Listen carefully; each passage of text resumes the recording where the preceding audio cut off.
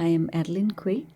I make artworks in the form of installations and other embodied works, but I would really say that my practice is about drawing, not in the conventional sense of drawing as we know it, but rather drawing across time and space.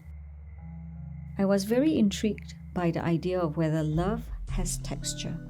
So I took certain personal objects from the past, like my mother's patchwork and rosettes, as departure points to expand and reflect on. Also with the limits of language, be it visual or textual elements, as well as idea of memory and what we are able to remember. The patchwork and the rosettes were the two items I brought back with me during my last trip to Sarawak, and it was the last time I saw my parents before the pandemic started.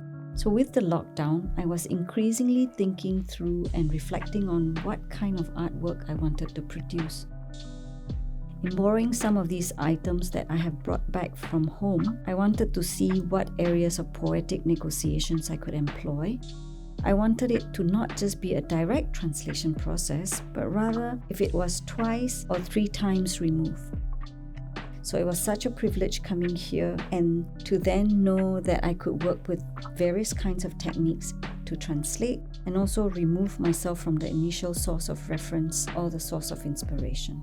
And then speak about it in a way I am comfortable, because I could never know exactly what my mother was going through in the process of making those things, although I know that a big part of it would involve her thinking about her dreams, her aspirations, and maybe even her desires to escape from the daily toil. As a woman, I was very conscious of certain themes that I wanted to explore for the residency, seeing that we were functioning very much from within the home.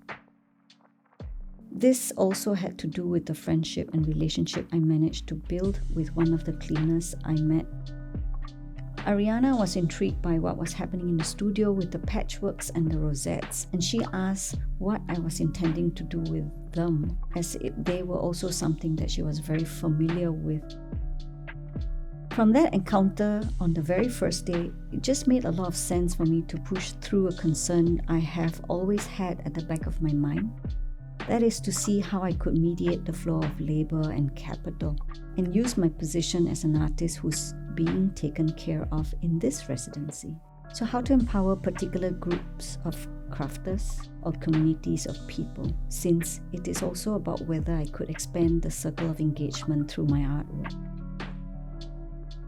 I am hoping that the visitors would get a sense of the cyclical nature of time, that many works would look back onto themselves. By this, I also mean my relationship to the history or knowledge systems of the past.